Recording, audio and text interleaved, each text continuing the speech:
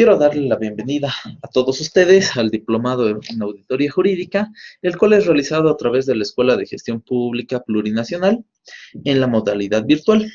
Mi nombre es Marcio Gutiérrez Fernández y voy a ser el docente de este primer módulo.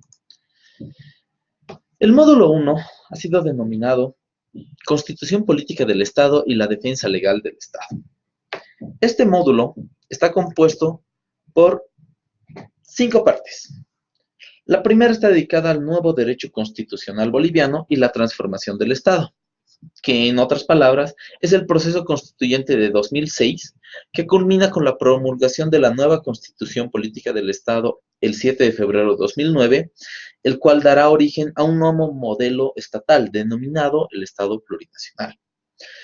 Segundo, desarrollaremos la estructura del poder público, es decir, la conformación de los órganos estatales y los órganos extrapoder. Después veremos las funciones estatales, específicamente de cada órgano. Veremos las funciones de defensa del Estado, qué instituciones se encargan de las funciones de defensa y de control de este Estado. Y por último veremos el bloque de constitucionalidad, que refiere a la supremacía de la Constitución Política del Estado respecto a otras normas.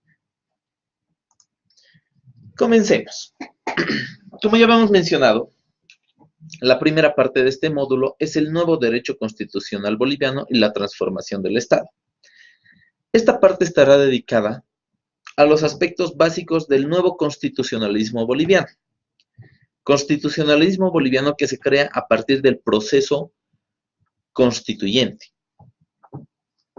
Ahí hablaremos sobre los antecedentes históricos que derivaron y dieron origen a este proceso, así como las características sociales que condujeron a la redacción de la nueva Constitución Política del Estado. Veremos a grandes rasgos las funciones que tenía la Asamblea Constituyente como parte del proceso constituyente, los problemas que tuvieron respecto a temas delicados para incorporarlos a la nueva Constitución, y concluiremos con la relación de los hechos respecto y a la promulgación de la nueva Carta Magna el 7 de febrero de 2009, tras ser aprobado por medio del referéndum. Así también, dentro de este módulo, analizaremos cuáles son las bases y características fundamentales de la Constitución Política del Estado, y culminaremos hablando sobre los principios ético-morales, los valores constitucionales y fines del Estado plurinacional de Bolivia. A manera introductoria, analizaremos o hablemos sobre cuáles son los puntos generales relacionados a lo que es la Constitución Política del Estado. Primero definamos qué es Constitución. La Constitución está definida como la máxima ley, la ley fundamental y la de mayor jerarquía. En ella se establecen los derechos y obligaciones de los ciudadanos, la estructura y la organización del Estado, y bajo sus lineamientos se aprueban las demás normas que rigen la vida del país. Otra definición un poco más concreta de lo que es la Constitución establece que es la norma suprema del ordenamiento jurídico que organiza el Estado y establece los derechos y deberes de las personas. Pero además contiene aquellos aspectos que en una sociedad, en un momento histórico, se consideran fundamentales. Estos aspectos que se consideran fundamentales podemos considerarlo como las bases fundamentales de la Constitución. Es decir, que la Constitución Política del Estado es la ley marco, es la base sobre la cual rige toda la estructura del Estado, la forma de gobierno, el sistema político, los modelos económicos y sociales reconociendo también los derechos fundamentales de las personas, así como también las obligaciones que tienen los ciudadanos con respecto con relación al Estado dentro del territorio estatal o nacional. En otras palabras, la Constitución es todo un sistema que no solo contempla elementos antes señalados, sino que también dentro de ellos, o dentro de esta Constitución, establece principios y valores que sustentan la convivencia, los cuales se interrelacionan o complementan entre sí. Por ejemplo, las funciones determinadas en la Constitución Política del Estado con relación al Ministerio Público o la Fiscalía General del Estado no pueden contraponerse a los derechos fundamentales de las personas establecidas en la parte dogmática. Es por eso que una constitución está conformada por dos partes principalmente, o por lo general. Una parte es la dogmática y la otra es la orgánica. La parte dogmática es la parte donde se establecen los derechos fundamentales del hombre, tanto individuales como sociales, así como sus obligaciones, que se le otorgan al pueblo como sector gobernado frente al poder público como sector gobernante. Es decir, que esta parte también es conocida como el catálogo de derechos y deberes. En esta parte de la Constitución se van a establecer los derechos fundamentales y las garantías constitucionales que tienen las personas al interior del Estado. Luego tenemos la parte orgánica. Esta parte orgánica establece cómo estará organizado un Estado, es decir, las estructuras jurídico-políticas del Estado y las limitaciones del poder público frente a las personas. Sin embargo, existen algunos tratadistas en la materia de derecho constitucional que establecen que la Constitución está conformada no de dos partes, sino de cuatro, cuando nos referimos a la Constitución Política de 2009. Es decir, que estaría conformada por el preámbulo, la parte dogmática, la parte orgánica y las disposiciones transitorias. Ahora pasemos a ver cómo se modifica o crea una Constitución. Si hablamos de modificación, hablamos de reformabilidad. La reformabilidad o las reformas constitucionales son un procedimiento o consisten en un procedimiento especial. El procedimiento, por si acaso, puede variar de acuerdo al tipo de constitución que se tenga, si es una constitución rígida o flexible. Pero, exceptuando el tipo de procedimiento que se tiene, las reformas tienen la finalidad de introducir, modificar o suprimir una norma inmersa dentro de la Constitución. Sin embargo, cuando hablamos de creación, tenemos que referirnos a tres tipos de procedimientos específicos respecto a la creación de las constituciones.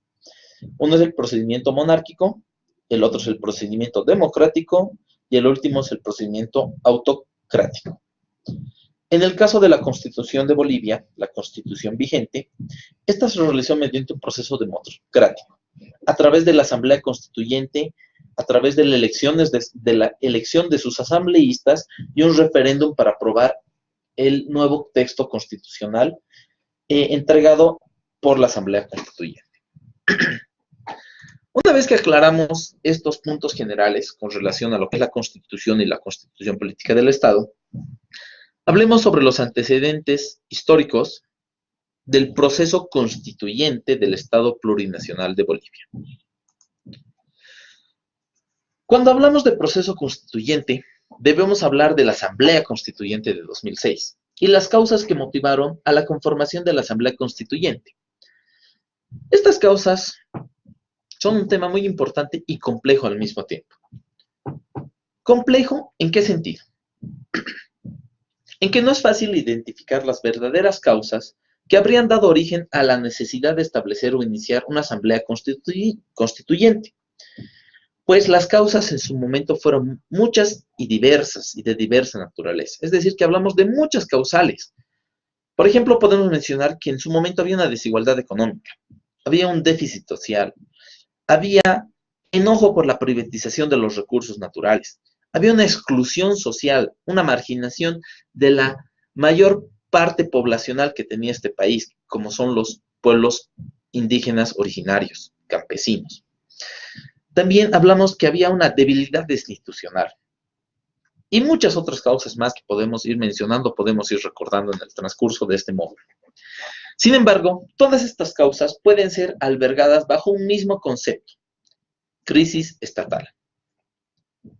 Cuando existió la crisis estatal respecto a las otras causas, es que hablamos que fue necesaria la creación de la Asamblea Constituyente. Respecto a la idea de esta crisis estatal, que dio origen a la Asamblea Constituyente de 2006, el filósofo boliviano Luis Tapia menciona que tuvo 4 etapas o facetas. Primero hubo una etapa de crisis fiscal, crisis de representación, crisis de legitimidad y crisis de correspondencia. La primera, que es la crisis fiscal, se expresó a través del conjunto de privatizaciones de las empresas de explotación de recursos naturales o de transformación manufacturera que eran de propiedad estatal y pasaron a manos privadas. Es decir, primero, que estas privatizaciones se hicieron bajo una idea, que las empresas estatales eran ineficientes y le causaban un alto déficit al Estado. Es decir, hablamos de la idea de eficacia y eficiencia. Sin embargo, se creó el proceso de privatización, pero estos procesos de privatización no demostraron los ingresos y el crecimiento que prometieron las empresas que capitalizaron las transnacionales al momento de privatizar las empresas estatales. Estas empresas, si bien generaban réditos, estos se iban al extranjero, dejando al país en la misma situación que se encontraba antes de la privatización. Es decir, que la crisis fiscal se manifestó a través del fallido modelo de privatización y posterior capitalización que no solucionaron los problemas en el país en su momento, como la erradicación de la pobreza, la falta de desarrollo productivo, la escasez de empleos. En pocas palabras, no se generó un estado de tranquilidad económica. La segunda fase es la crisis de representación. Esta se expresó a través de las reformas electorales que, junto a los cambios reproducidos por la implementación del modelo neoliberal, produjeron el sistema de partidos de una configuración monoclasista. Esto es a lo que se llamó en algún momento la democracia pactada. Pues los partidos, o sea, a lo que se refiere a esta crisis de representación es que los partidos tradicionales en un momento llegaban máximo al 35% de los votos electorales, en el mejor de los casos, recurriendo a pactos para ascender al poder. Es decir, que los partidos se encontraban medianamente fragmentados, ya al borde de su desaparición, pero por su afinidad a sí mismos o al mismo proyecto económico que tenían los partidos o a la afinidad respecto a la clase económica dominante a las cuales ellos representaban, era que estos recurrían a los pactos para poder ascender al poder. Es más, el país en algún momento llegó hasta tener 5 partidos cogobernantes, lo cual se conoció como la megacoalición, para poder acceder al poder. Entonces, estos 5 partidos jugaban a intercambiar posiciones de poder al interior de la estructura. Uno se hacía cargo del poder ejecutivo, el otro del poder legislativo, otro del poder judicial, otro de las instituciones o de los ministerios estratégicos dentro del Estado, etcétera, etcétera, etcétera.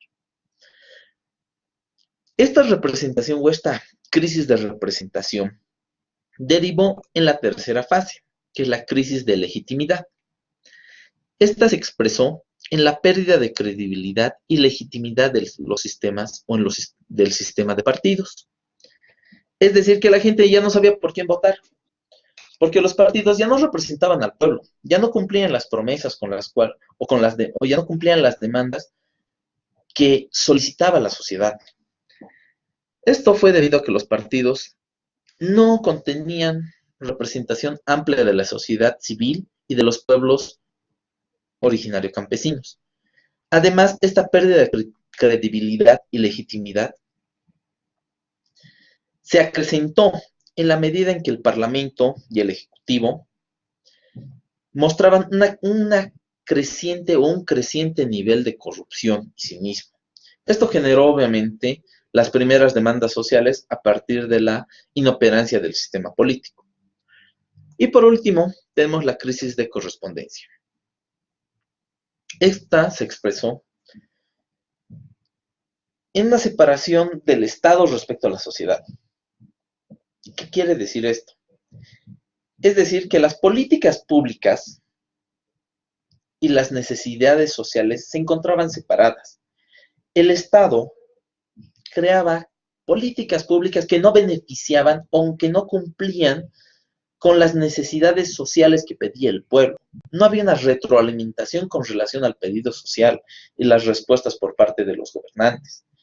Esta separación se vio tanto a nivel de la sociedad civil, en la clase media, y se profundizó más en los pueblos indígenas, que en ese entonces se encontraban muy marginados respecto al Estado. No tenían una representación incluso dentro de lo que era la misma Constitución. En síntesis, este conjunto de facetas y la suma y la convergencia de estas diferentes crisis que se estaban produciendo de forma inevitable e inminente dieron como resultado la crisis estatal. Pero, ¿desde cuándo está en crisis el Estado?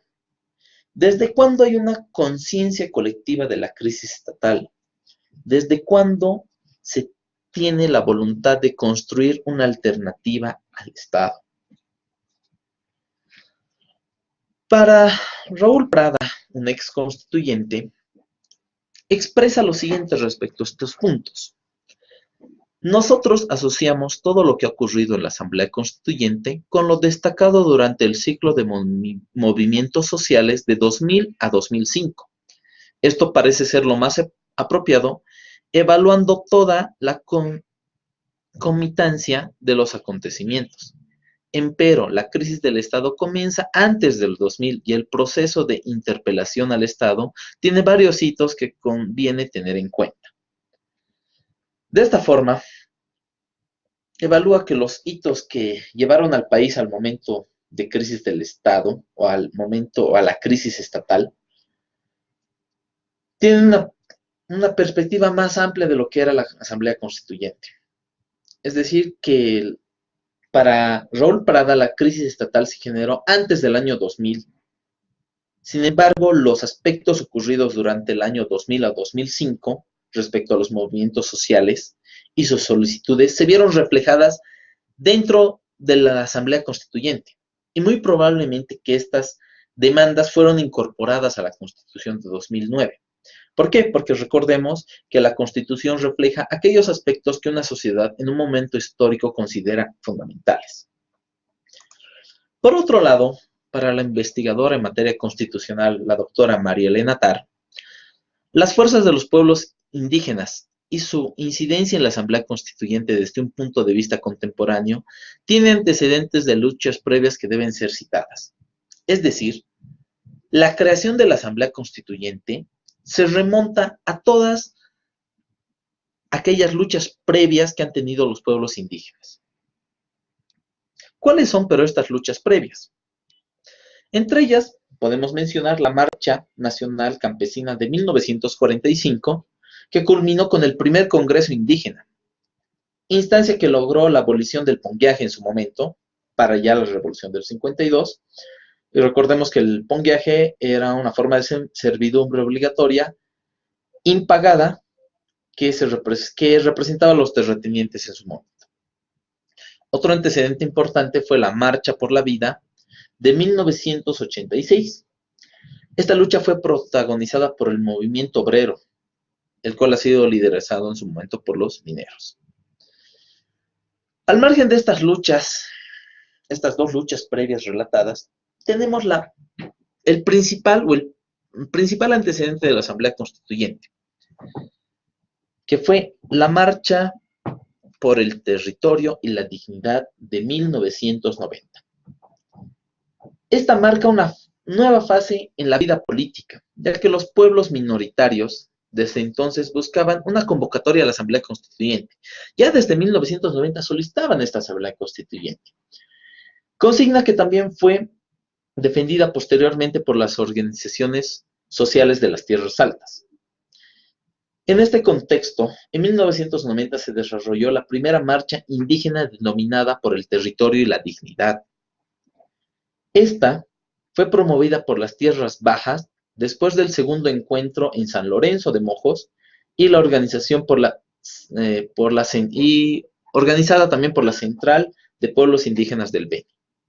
Esta marcha, como ya mencionamos, es conocida como el primer antecedente de la Asamblea Constituyente, el primer antecedente establecido. Luego tenemos en 1996 la marcha denominada por el Territorio, el desarrollo y la participación política de los pueblos indígenas. Esta marcha fue antecedente para otra de las luchas sociales de los pueblos, que posteriormente se llevó a cabo el año 2000, que fue la Marcha por la Tierra, Territorio y los Recursos Naturales. Estas dos marchas dieron origen asimismo dieron origen en el 2002, la denominada Marcha por la Soberanía Popular, el Territorio y los Recursos Naturales. Este fue el punto en que muchos sitúan como el encuentro de los pueblos de las tierras altas y las tierras bajas. Esta marcha sobre soberanía popular reúne a ambos pueblos de tierras altas y tierras bajas. De este encuentro surgió algo que más adelante será conocido como el Pacto de Unidad, que fue suscrito en septiembre de 2004. Y desde este espacio, desde el Pacto de Unidad, se preparó la propuesta para la Asamblea Constituyente.